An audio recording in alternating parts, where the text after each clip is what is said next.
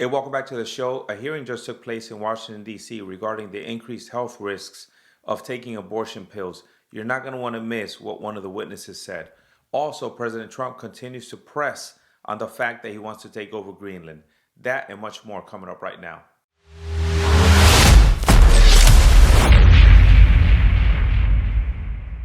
Okay, so let's go ahead and get started with the hearing that occurred in Washington, D.C. regarding the increased risk to women who took abortion pills. The Senate was concerned with the fact that more and more women were having some serious health issues after taking abortion pills, so they brought in a panel of experts to answer a couple of questions. So they thought it was a panel of experts. Take a look.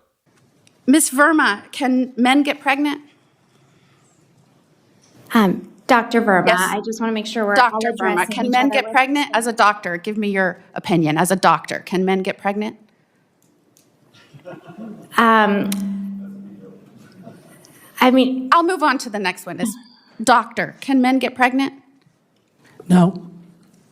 I know you're a lawyer, an AG, like I was an AG. Can men get pregnant? No. I think it's very important for every American to see this video because these are the types of peoples that we have tending to our health and tending to the health of our kids. Senator Moody asked a very simple question. Can men have kids? Can men have babies? And the doctor couldn't even answer that. Now this is a board certified doctor, OBGYN, and she cannot answer a simple question. Can men have babies? You and I know that that is a fact, that men cannot have babies, but for some reason, she refuses to answer the question. Now look, if you believe that gender is fluid, if you believe that, people are born in the wrong bodies, or even if they believe in gender affirming care for people who want to make sure that they are in the appropriate body, that's okay. I'm all for that. People should be able to do whatever they want with their bodies. But we're talking about a health professional that is unwilling to answer a question that we all know is fact. But let's give the doctor the benefit of the doubt. Let's say that she didn't understand the question. Maybe she misheard it. I don't know how you mishear such a simple question. But let's see what she answers when Senator Hawley asks her the same question, just in case she didn't know what the question was. Dr. Verma, I wasn't sure I understood your answer to Senator Moody a moment ago. Do you think that men can get pregnant? I hesitated there because I wasn't sure where the conversation was going or what the goal was. I mean, I do take care of patients with different identities. I take care of many women. I take care of people with different identities. And so that's where I paused. I think, I wasn't sure where you were going with that. Well, I'm a nice guy, so I'm going to still give her the benefit of the doubt. Maybe she thought that Senator Hawley was trying to lead her into some crazy answer. I don't know what answer that would be, because if I'm asked if men can have babies, the answer is no. But let's continue giving her the benefit of the doubt. So let's see what she says when he clarifies what the question actually is. the goal is just the truth. So can men get pregnant? Again, the reason I paused there is I'm not really sure what the goal of the question The goal is just to establish a biological reality. You just said a moment ago that science and evidence should control, not politics. So let's just test that proposition. Can men get pregnant? I take care of people with many identities, but Can men get I take care pregnant? of many women that can get pregnant. I do take care of people that don't identify as women. Look, I'm not here to judge. I'm not here to judge anybody on their gender ideology or discuss what my feelings are about the LGBTQ community, because I believe everyone should be able to make their own choice when it comes to their sexual preference or what they do with their bodies. But this is not that. This is a simple scientific question. And no matter what gender ideology she supports, she should be able to answer a simple question. I think one of the things that's most troubling for me is not the fact that she's a practicing OBGYN. It's the fact that she's an assistant adjunct professor. That means that she's teaching this. She's teaching future doctors that men can have babies. Is this the type of person that you want your son or daughter learning medicine from? But anybody that knows Senator Hawley knows that he's not going to let her off the hook. As easy as that. Take a look. Can men get pregnant? Again, as I'm saying, Let me just remind you what you testified to a moment ago. Science and evidence should control, not politics. So can men get pregnant? You're a totally doctor, I agree. think. Science and evidence should guide medicine. Do science and evidence tell us that men can get pregnant? Biological men, can they get pregnant? I also think yes/no questions like this are a political tool. And No, yes/no questions are about the truth, doctor. Let's not make a mockery of this proceeding. This is about science and evidence, and I'm asking you, You know, the United States Supreme Court just heard arguments yesterday at great length on this question. This is not a hypothetical question. This is not theoretical. It affects real people in their real lives. And you're here as an expert, called by the other side as an expert. And you've been telling us that you follow, right, you're a doctor, and you follow the science and the evidence. So I just want to know, based on the science, can men get pregnant? That's a yes or no question. It really is, I think. I think you're trying to reduce the complexity of a lot. I'm not. I'm trying to get, it's not complex. I'm trying to get to an answer, and I'm trying to test, frankly, your veracity as a medical professional and as a scientist. Can men get pregnant? I think you're also conflating This is male extraordinary. female with. No, I'm not conflating male and female. They're two different things. So before we move on, let's give you a little bit more context about why this meeting was taking place. The reason it was taking place was because the Senate was concerned about the growing data that suggests that abortion pills are becoming more dangerous. Typically, about 2 to 3% of women will feel some type of effect that is beyond what you read on the actual label of the pill. About 5 to 8% require medical intervention. But with these pills, the numbers are much greater than that. So the Senate was concerned, and that's why they brought in these experts. You know, this doctor is one of the people that was brought in to say that this pill was safe to take.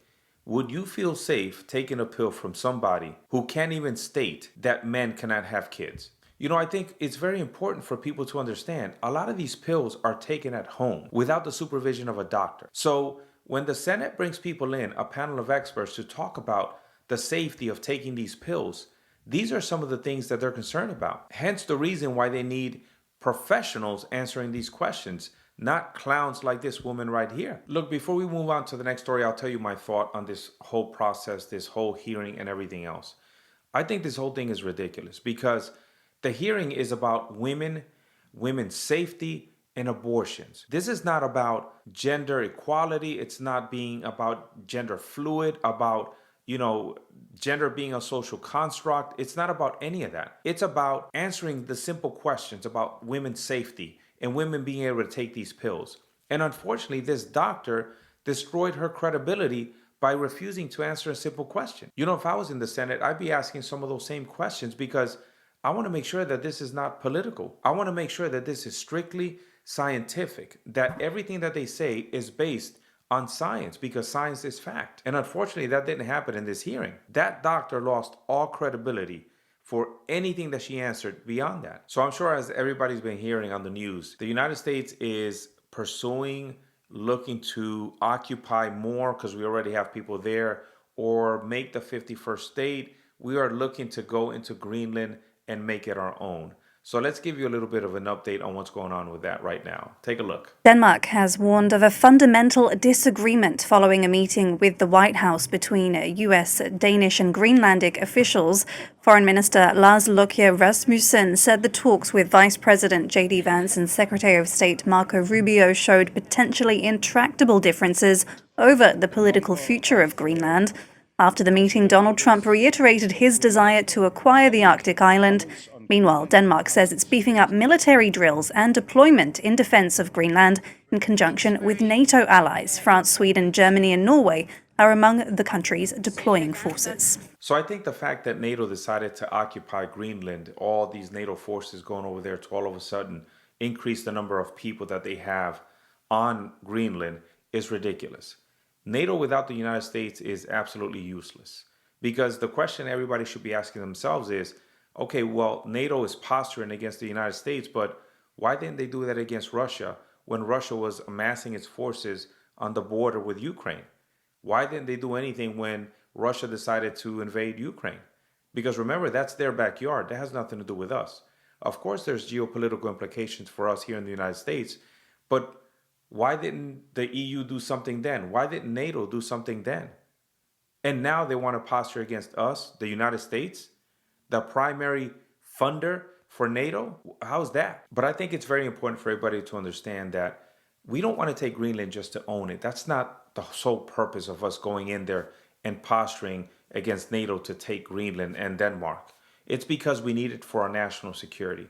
I'm going to give you 3 primary reasons why it's very important for the United States to have a very large presence in Greenland. The first one is missile defense, and that's because Greenland sits at the shortest flight path between North America and Eurasia, right across the Arctic. And that makes it critical for early warning and space tracking. Number two is the fact that Greenland holds tremendous reserves of rare earth minerals that are essential to our national security.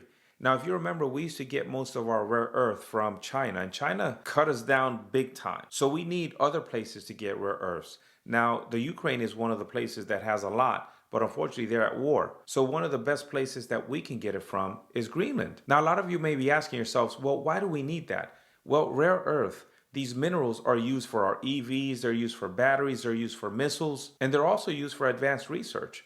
So these rare earth minerals are very important to our national security, and we need as many as we can get. And number three is the fact that Greenland is tied to Denmark, a great NATO ally. And that means that a strong U.S. role in the Arctic reinforces NATO and ensures that the region stays aligned with Western security rather than drifting towards rival powers. So I want to make a point when it comes to our desire to take Greenland. I know a lot of people are against it. About 86% of Americans are completely against the use of force to take Greenland.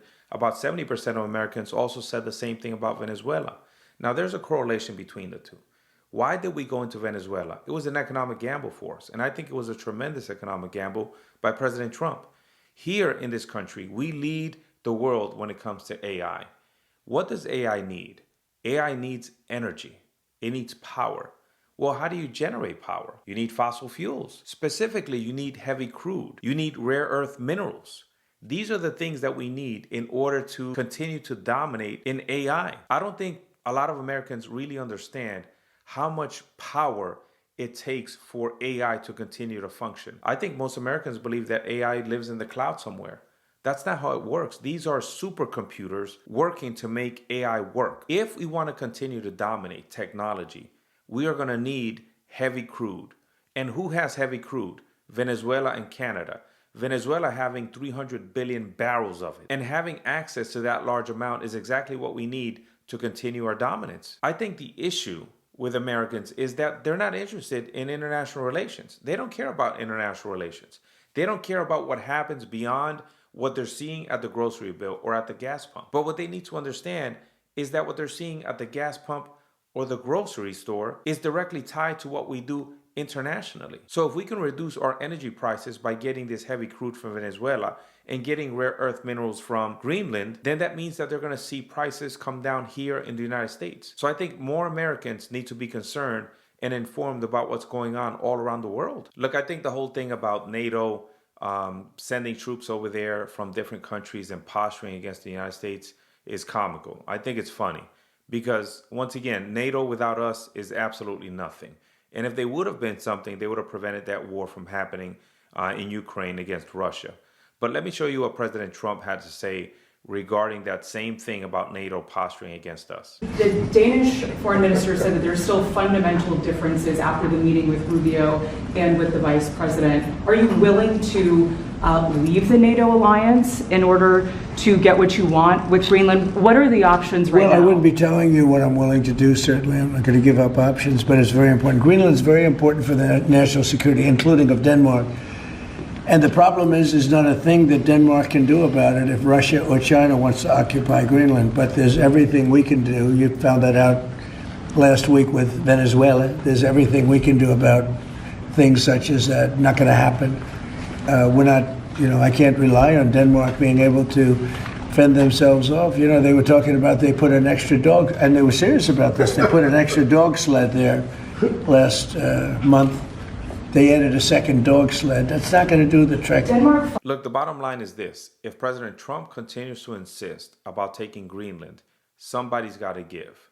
Something's got to give. And I think it's in the best interest of Denmark to just allow us to occupy Greenland in a much greater capacity. If we do that, I think everything's going to be fine. If they don't, then I think there's going to be a problem with the way President Trump is right now. He's being very aggressive. And I know a lot of people don't understand why he's making these moves. Myself, as a global affairs analyst, I can tell you that a lot of the moves that he's making make sense for America. And when people start to question whether anything he's doing is America first, absolutely it's America first. All these moves, Venezuela, Greenland, all of that is America first, even though it's happening overseas. So let's go ahead and move on to Iran. And now I spoke to you guys in a previous episode and I told you about this uprising being very different from every other one in the past. This one is being led by the youth. It's being led by women. Women are taking off their hijab in public. They're cutting their hair in public. They're engaging in violence against the regime, which is something that you didn't see before. A lot of these protests, once they turn violent, everybody back down. But that is not what's happening right now. The young generation in Iran are tired of religious rule. They want the freedom to express themselves, freedom of expression. And I think the more they gain access to what's happening all around the world and the freedoms that everybody has all around the world, the harder they're going to fight against the regime. So let's take a look at what President Trump had to say about the situation that's going on in the ground. Tonight, President Trump is sending mixed messages to the Iranian people. After promising that help is on the way to protect Iranian demonstrators, he now says the Iranian government is easing up its violent crackdown. And they've said the killing has stopped and the executions won't take place. The State Department had specifically mentioned 26-year-old Iranian protester Efran Soltani, scheduled to be executed today, according to his family. Human rights groups say Iran has killed at least 2,500 people over the last 2 weeks to crush the uprising and detained more than 18,000. Today, Iran's foreign minister told Fox News the government was fighting against armed terror cells that killed dozens of security forces. They got police officers, burned them alive, they beheaded them, and they started shooting at police officers and also to the people. After teetering, the Iranian government appears to be finding its feet, with government supporters flooding the streets. The opposition now coming out mostly at night, according to a witness. President Trump says he's in dialogue with the Iranian government. They said people were shooting at them with guns and they were shooting back. And, they told me that there'll be no executions. And so I hope that's true. Does this mean military action is now off the table against Iran? Well, we're going to watch and see what the process is. Look, I think there's a couple of things that you need to know about what's happening in Iran right now. People in the ground are risking everything. Ordinary citizens are now protesting. It's not just economic hardships, but they're seeking political rights and change. That is very different than what was happening before. And I think that's a very important part that needs to be highlighted. All right, I hope you guys enjoyed the show. Like, share, subscribe, and until next time, stay balanced.